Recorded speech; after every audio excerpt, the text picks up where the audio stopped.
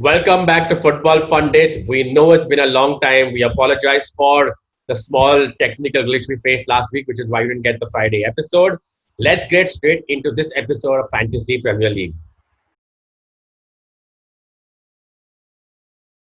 So, game week 4, we're going to get straight into this. Kern, let's start off with Son and Spurs injury.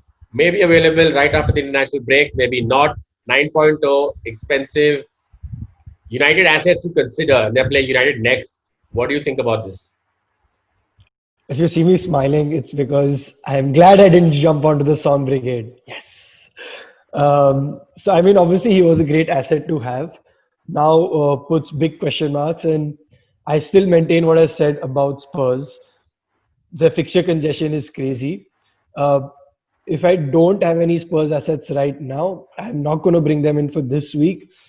Wait for the international break to get done, and there'll be so much clarity on so many players, Yeah. right? And that's also a shout out to people who are thinking of wildcard, including someone like me who's not at the best start so far, but I'm not panicking.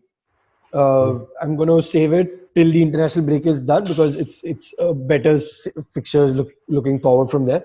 Likewise. Uh, Yeah. yeah. So yeah, I'm just going to say if just hold on this week if you can on transfers, knee-jerk reactions because you hold off, you get the 2 week international break, and then injuries just clean up after that, right? You could easily see if Son is still injured, you can move on to Chelsea assets, right? In the midfield who might be coming back. So I'm just going to say hold on this week if you don't have any major changes to make. You risk a wild card right now after holding off the temptation of the last game week. You risk having two or three of those players not only being injured right now, but maybe COVID playing playing spoil sport there. And I mentioned this last time as well. Don't let COVID dictate your team plans. Plan your team the way you would any season. But this has that extra edge to it, right? So when you're wild carding, you'd rather save it for game week 5. That's what Kern's saying. That's what I'm saying. Um, Coming back to Son there, and maybe let's assume that we will take him out. I will mostly take him out as well because I backed Son for the first couple of game weeks. I was very happy with that one game week call. I think he made up for it on an average, right? Who would you then consider to get in? You look at United assets first. Yes, they've not had the best start of the season. Yes, they're not looking convincing. But Rashford and Greenwood aren't really that bad options, right? And I'm not bringing in Bruno here because Bruno is notch above at 10.5. Yeah, I mean, if you have the money, go for Bruno. I brought him in as soon as United signed him. I knew I should have got him in this season as well. Yeah. But I went for Martial instead. It's not paid for me, and I'm going to bring Bruno in as soon as I can. So Bruno, if you have the money, is my pick if you're moving from Spurs to United assets. Otherwise, yeah, Rashford, he got a goal. He got a goal in the Carabao Cup before that as well. So 2-2 for him now. So Rashford's in form. I'm not going to say that he's been the most impressive player to watch. So he's still not passed the eye test that way. But if you really want to make a change and you're looking at that fixture, because Spurs did play Tuesday, they're going to play again Thursday and then again Sunday. So obviously that will show on the field. No matter what anyone says, that will show on the field. So that does look like a good game to have a United attacking asset on. And if you want to make that straight switch, Rashford would be my pick over Greenwood just because he's got those 2 goals in 2 games. So why not go with him more? Rashford said 9.5, though that 0.5 heavier on your pocket right now from Son, but owned only by 6% managers. United could hit good form and someone you could see in your side, especially if you've gone heavy with the likes of Aubameyang, Salah, and KDB or Sterling. And you want to go lighter and not a 10.5, Bruno, like you said, 9.5, Rashford maybe will be doing the job for you. Greenwood, interesting, and I got you there because 7.4 dropped a bit. Mostly won't be taken by Southgate. Should be starting every game. United don't look like they're signing anyone on the right hand side the way things are going. Why isn't he already being picked up by managers? I think it's because he hasn't got the returns, and I think some of the managers are still hopeful, waiting for the transfer window to get done and to know for sure that whether he's going to be starting on the right or not. If he was at the same price point last season, it was a no-brainer. But now we've discussed, right, at that price point, you still have some options available who can get you returns, the regular, consistent returns, which Greenwood hasn't given right now. Not sure if he's going to be that player till the transfer window is done. So I think just waiting off. Which is why I'm again saying that, if managers can be patient for 1 week, don't make that switch to Rashford unless you absolutely want to and have to. Bank that transfer if you can, because if you're not playing the wild card post lockdown, because then you have an extended. If you bank that transfer and you have those two transfers post lockdown, that's a mini wild card right there, right? So that will probably help managers even more. Correct. Good. So we'll move on. We'll discuss players apart from United, right? Let's look at some other assets you can get in and save money in the bank and maybe shore up elsewhere in your defense. Maybe if you don't have Trent like me or Robertson, right? What about the likes of James if you haven't got him in at 7.7? He's now owned by almost 29% managers. What about James Rodriguez? What about Harvey Barnes? These are good players to have in a side. Harvey Barnes has been actually looking quite good. Vardy, in fact, has scored from penalties. I know Vardy is something we'll come to later, but Harvey Barnes is looking very sharp. Maddison looking fit at 7. What about these players? Yeah, definitely looking great, but again, it's about the underlying stats of them, and they're not really. Harvey Barnes, especially, he's getting the assist for the assister. So he's not really getting you those points. So while his underlying stats are brilliant and he should be getting the returns of FPL managers, he's not doing it right now. Again, which is why I'm coming back to, in that price bracket, I'm going to try and hold off to see if Pulisic is fit. His price has already dropped. Right. If Chelsea attacking assets are fit in that space, I'm going to be looking at them, because they are going to start scoring goals. Surely they did score 3. It came from the unlikely assets, Tammy Abraham and the likes. You weren't expecting them. And once Pulisic and Ziyech are fit, they are the ones who are going to get you those returns. So I'm going to hold off for those assets in my team. So like Harvey Barnes at 5.4% ownership, Maddison less than 3%, right? Could even factor in a good differential in with Leicester still having decent fixtures. Leicester are playing West Ham, Aston Villa, Arsenal, Leeds, Wolves. Not the worst fixtures to come around, but hey, Kern spoke about Chelsea having to fire, right? Let's move on to the next topic. Werner, keep or let go. He didn't get his goal again. Unlucky, some might say. He did enough to get a goal in, but frustrating some managers, right? It's like the Martial conundrum right now. It is very frustrating, and the difference between Werner and Martial is Werner, if you look at his heat maps, he's just been on the left last 2 games, even the Carabao Cup game midweek this week against Spurs. He was only on the left wing. The game before that, over the weekend, the Premier League, he was primarily on the left wing. Not very promising for FPL managers like me, who at the start of the season looked at him as our Drogba or our Aguero, who would go in and get those 30 goals this season for Chelsea.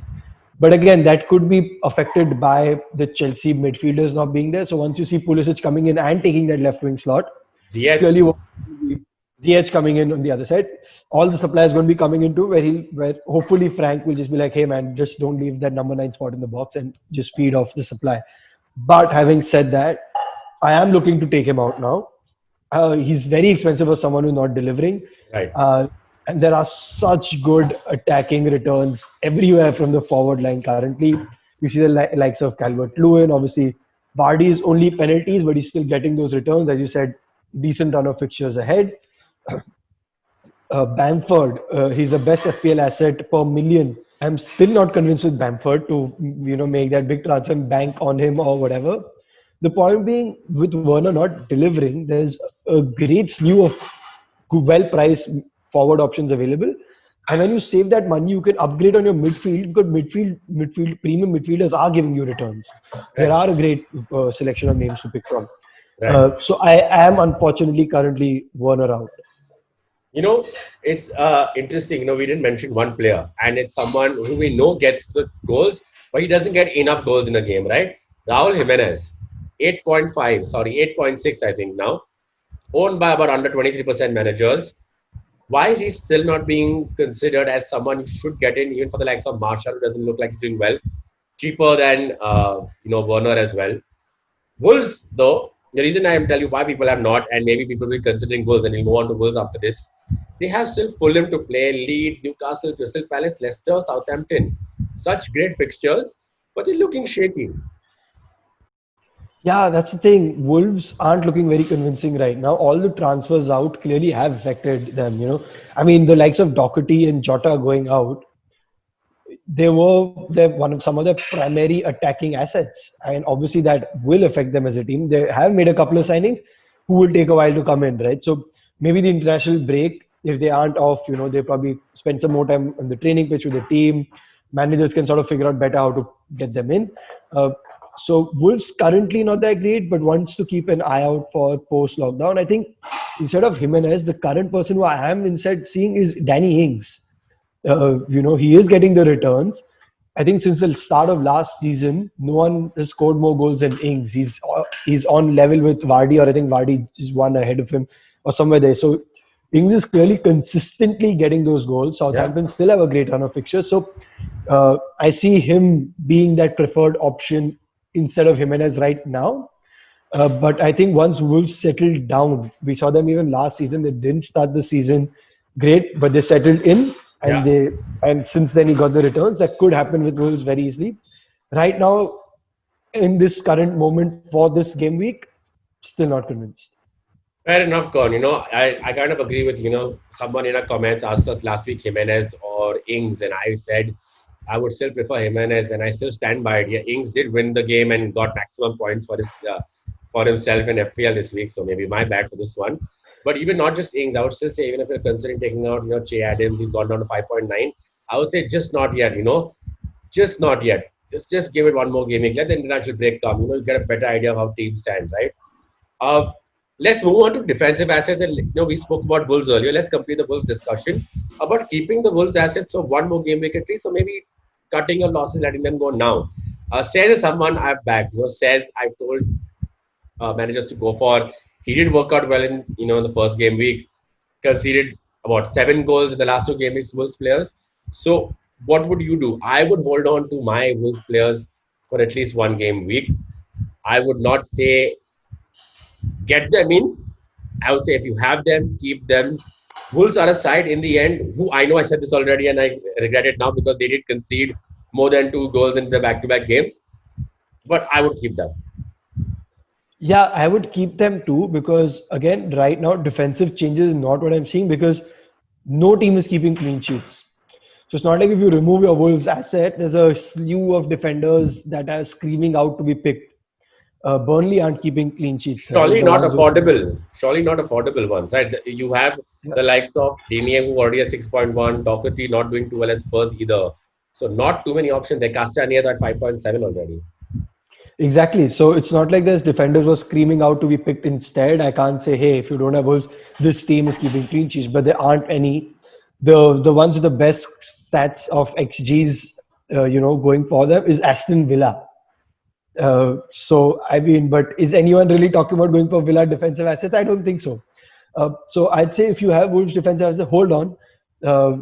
If not for just banking that transfer for a game week, but you can use that transfer up ahead. And if not, then you bank that transfer. And as I've said, I think 700 times on this episode today already, just save that transfer for next week, for post-international break rather. Yeah, again, a lot of our advice that we give depends on the strategy you pick, right? I am definitely not using my wildcard this week. It's very tempting. I had a great start to the first 2 game weeks, but I only got 29 points in the last one, and it was a terrible one. I got unlucky with Son's injury, obviously, but nothing else really worked out. Sterling didn't work out either as a punt. And moving, talking about Sterling and Man City Kern now, you also touched upon defensive assets, right? City don't have anything promising either defensively, right? Which is why we've largely even ignored the likes of Edison in goal. Would you still say, this game week, from taking the likes of Son out, would you still say, let's go for City assets, let's go for the likes of Mahrez and Foden, someone we already spoke about. Foden we spoke in the last episode as a great differential option. Mahrez seems to be a starter, doing well. They don't have a number 9 in Jesus. So Sterling looks like he'll be playing up ahead as well. So they all look like they're going to start. Who would you go for if you, let's say, double up on City assets? And let's assume Leicester's bad result notwithstanding here on your decision. I'm going to say De Bruyne is someone who you just have in City. If things are going to click for them, he's generally the man who's pulling the strings. And I think Mahrez is a great option in there as well. Foden had a game to forget last week. Just not saying that. I mean, if you want a lower price point, I'd still say Foden will perform because he will play. He will get into those positions for City. And I think City will bounce back this week. They're not You've seen them, they get drubbed, Yeah. and then they sort of follow that with a strong performance. I do see that coming from City, and it's against Leeds, a side Ooh, that do concede a lot. They had a clean sheet last week, but that's because it was Sheffield who just can't seem to score at all, correct. right? Apart from that, Leeds conceded 7 in their first 2 games. Yeah. So I do see Leeds conceding again. It's going to be a great game, and I think City will score. I think De Bruyne and Mahrez will be my picks because Mahrez, when he plays, he gets the returns for City, and he's definitely playing right now because City don't have any other options. Fair enough. The way I see it is, I don't want to talk about captains right now. We will be doing our captain discussion, differential picks, and slightly broader look at the fixtures in our Friday episode. City, okay, look, City's fixtures are decent. They're playing Leeds, Arsenal, West Ham, Sheffield, Liverpool, Tottenham. So it gets tricky towards that bit, right? But it's Man City. A rotation risk aside, since they don't have a number 9 right now, depending on what happens on the other side of the international break, obviously, we don't see Aguero coming back at least, right? Maybe Jesus might be back. If you have KDB, obviously set and forget. If you have Sterling like me, maybe I would captain him this week, but don't want to go too much into that.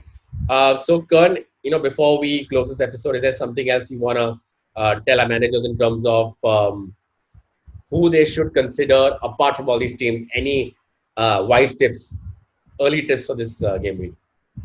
So obviously Liverpool assets are looking good. Trent Alexander-Arnold didn't get the clean sheet, but he's getting the attacking points. He was very unlucky to not get more attacking returns in that game against Arsenal. They are against Villa, who are surprisingly one of the better defensive sides so far, but I do see that sort of maybe crumbling. So while we're discussing, not investing in defensive assets, Yeah, someone like Alexander Arnold and Robertson aren't really defensive assets only. They are attacking assets, if you ask me. right. So if you are looking at premium defenders and if you want to bring in any defenders, look at those two. And if you want to look beyond those two, look at Dean. But I'd say otherwise, stay off defenders. Right now, these clean sheets are tough to come by.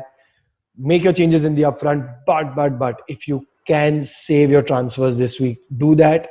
Unless you're determined you're going to be playing the wild card after the international break, then make Yeah. your transfer. If not, hold on to them. And those two transfers will come very handy once the international break is done.